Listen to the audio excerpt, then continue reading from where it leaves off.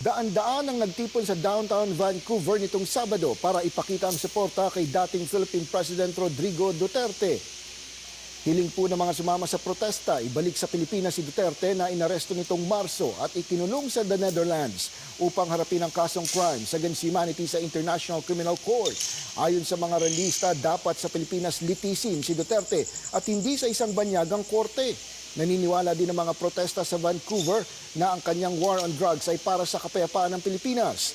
Naniniwala din silang walang otoridad ang ICC na ikulong si Duterte lalo't inalis na ni Duterte ang Pilipinas bilang miyembro ng ICC noon. Pero ayon sa ICC, maaari pa rin nilang investigahan ang umano'y war crimes na nangyari bago umalis ang isang member state. Sa datos ng Philippine National Police, mahigit 6,000 ang napatay sa war on drugs. Pero sa pagtataya ng mga human rights group, mahigit pa sa 20,000 Pilipino ang pinatay sa ilalim ng administrasyon ni Duterte. Nananatili si Duterte sa kustodiya ng ICC at nakatakda ang kanyang susunod na court appearance sa Setyembre.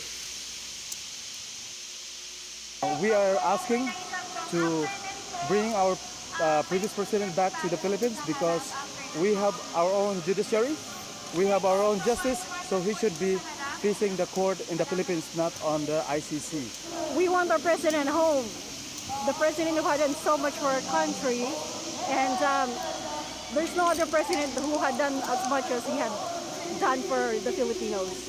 We want him home.